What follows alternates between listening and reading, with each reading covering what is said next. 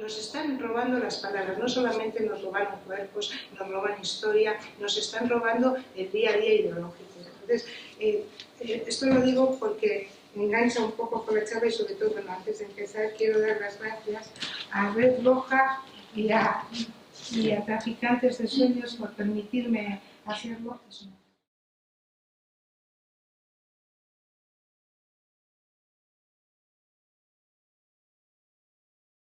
Desenterrar la memoria histórica no es darle buena sepultura a los cuerpos que la necesitan y es básico, es tomar la idea de por qué llenaron las cunetas de tantos cuerpos. Esa es la clave de la recuperación de la memoria histórica.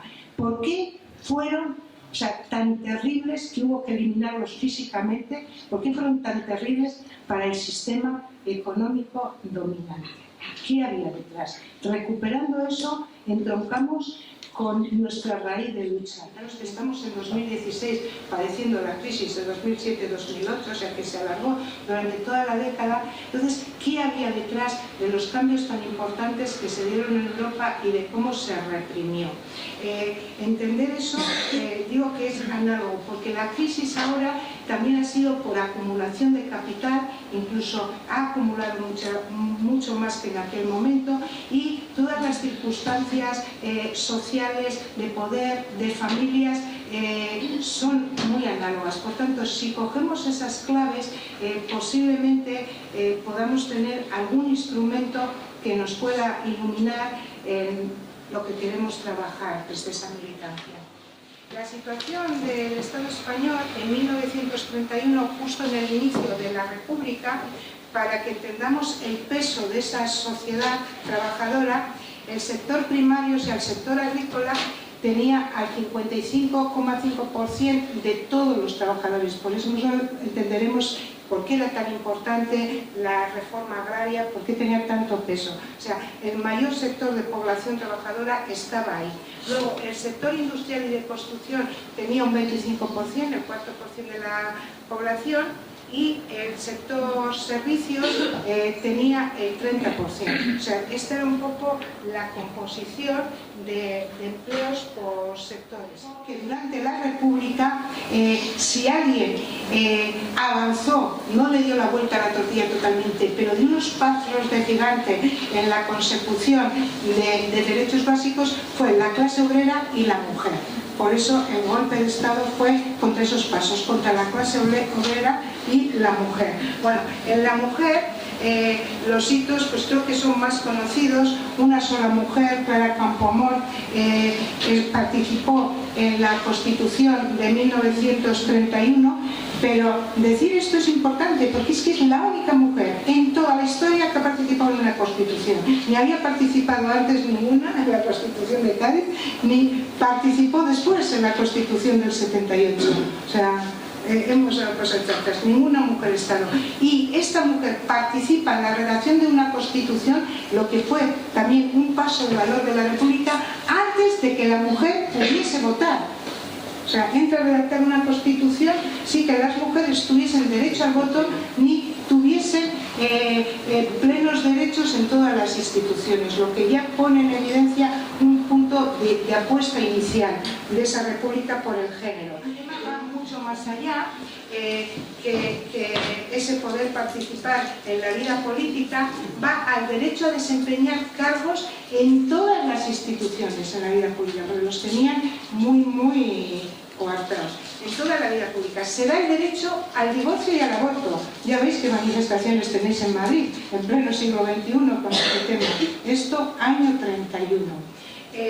Hay toda una protección al trabajo femenino. La República se compromete con esta Constitución y lo desarrolla en la protección a la maternidad, la primera ayuda de maternidad, además de desarrollar las pensiones y esto, la primera ayuda de maternidad lo concede y lo introduce la República. Hace todo un código, todo un cuerpo que fue pionero en muchísimas partes en Europa. Y el Código Penal republicano, toda la normativa es aplicable sin diferencia de género. Respecto a las grandes reformas económicas, lo primero que se plantean es la reforma agraria como reforma social. La reforma agraria, cuando habíamos visto que en la tierra estaban trabajando más del 45% de toda la fuerza laboral del Estado español, era muy importante. Y no solamente significaba una reforma de protección de derechos de las tierras, sino una reforma social implícita. ¿Por qué? Porque el trabajador de la tierra, habéis visto Los Santos Inocentes, supongo que os sonará. El trabajador de la tierra era el sumiso, era el esclavo de todos esos señoritos. O sea, toda su familia estaba a disposición. Quiero hablaros del derecho de pernada, de todo. O sea, toda la revolución agraria era mucho más que una revolución laboral de los trabajadores agrarios. Supuso una revolución social en el campo. Pero la República ya pone las bases de lo que luego se ha conocido como estado de bienestar y empieza a desarrollar unas políticas públicas de protección, metiendo, como os digo, la vivienda, la educación, la sanidad. Para ello necesita una reforma fiscal muy importante. O sea, ahora también nos hablan de reforma fiscal, pero al revés. Allí se trataba de que cualquier gasto público necesita tener un componente de ingresos y es que pague más el que más tiene. Hace unos impuestos a la riqueza, a los tenedores de tierra y al capital también sin precedentes. O sea, nunca habían pagado, eran de señoritos y, o sea, si hay que gastar, hay que ingresar. Entonces hay una reforma fiscal muy fuerte. ¿Cómo se puede desde un gobierno distribuir renta? Pues hay tres vías. La primera es obligando al mercado que genera rentas, o sea, al propio mercado laboral, distribución equitativa de renta. ¿Cómo el propio mercado laboral hace distribución equitativa de renta? Pues pagando más en salarios, o sea, distribuyendo mejor en el origen entre capital y trabajo. Entonces, para eso necesito una reforma laboral que me proteja el trabajo y me tenga bien en cintura al empresario, que es totalmente lo contrario. Entonces, necesita una reforma laboral profunda que la República la hizo. Necesita una ley de salarios mínimos dignos que la República la hizo. O sea, también hizo esto. Y necesitó una alta participación social en la economía a través de lo que fueron los sindicatos. Empiezan a desarrollarse los estatutos de autonomía, otra cosa que altera a todo el ejército. Esto lo empieza a desarrollar la República. Ante todo esto, ¿qué es lo que sucede? Una reorganización de todas las fuerzas reaccionarias y se empiezan a reorganizar prácticamente desde el primer año, cuando empieza, porque la República entra muy fuerte con todo el programa de reformas muy rápido, o sea, no espera, o sea, lo lleva todo muy rápido. En lo del 34, sí, ahí estamos, será un hecho clave que también se conoce poco, que fue la llamada primavera de Viena. Ha habido más primaveras, además de la de Túnez. Y, bueno, pues es un levantamiento militar contra el desarrollo del socialismo que se estaba desarrollando en Viena. En 1930, como os digo, respondiendo a la crisis del 29, es un auge del socialismo en toda Europa, del socialismo, del comunismo, por eso avanzan los fascismos. Lo que digo es que en Viena hay una verdadera masacre, se dice que fue de corta duración, pero en partes de la historia se estudia como la guerra civil austriaca del 34 y empieza a rumorearse a nivel europeo que la siguiente intervención va a ser en España. Entonces, como había habido ya el golpe de Estado anterior, o sea, y se empiezan a crear muy empoderados, se empiezan a crear pues la falange y tal, hay una movilización sin precedentes del movimiento obrero. Los historiadores críticos tienen el consenso de que realmente la República no se pierde en el 36, se pierde en el 34 cuando el presidente de la República, o sea, quiere ser neutral, dejar a ese gobierno aunque sea de derechas y no interfiere, o sea, se pliega, dicen muchos, un poco a esos deseos del capital. Con todo esto, decir que la autoorganización campesina pide una huelga revolucionaria general y responde, pero como uno solo, Aragón, Extremadura y Andalucía, los que más peso tenían, y los machacan sin precedentes, pero machacados con las armas y el ejército. El verano lo utilizan, según dice la historia, para ver con qué fuerzas cuentan, para movilizar todas las armas que tenían el movimiento obrero, y la consigna es instaurar una república social. Esto es muy importante porque antes era instaurar una república y luego nos damos cuenta que las repúblicas pueden tener apellido, pueden ser capitalistas, pueden ser socialistas.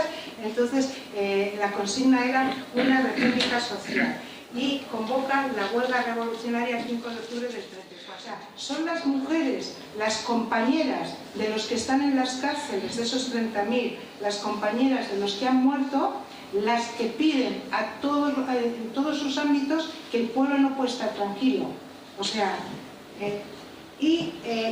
inician todo un movimiento por la amnistía. Es la primera vez que hay un movimiento por la amnistía a nivel de todo el Estado español, un movimiento por la amnistía, y son unas campanillas despertadores de conciencia permanentes, porque se van todos los sábados, que eran los lugares de paga en las industrias o donde había trabajo, y se van a hacer colectas para los presos, para sus hijos. Entonces crean todo un movimiento. Además se las designan delegadas, o se hacen grupos, comités políticos, y son las que hacen de intermediarias entre toda la izquierda para crear un bloque fuerte de izquierdas, entendiendo muy bien que estaban en una lucha de clases. Y este bloque, que no se había unido en el 33, va unido en febrero del 36.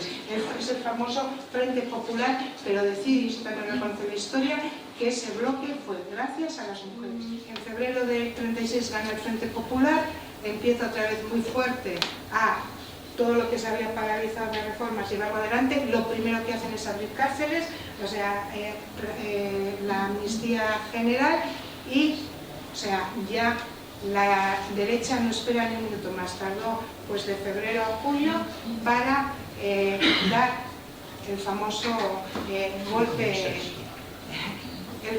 golpe militar.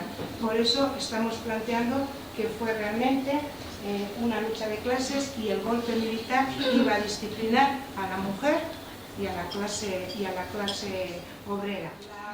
La frase de Keipo de Llano, creo que la conocéis bien, y es que nuestros valientes, y todo esto dicho por radio, bueno, tiene muchas, pero esta es de las más conocidas, nuestros valientes legionarios irregulares han enseñado a los cobardes de los rojos lo que significa ser hombre, y de paso también a sus mujeres.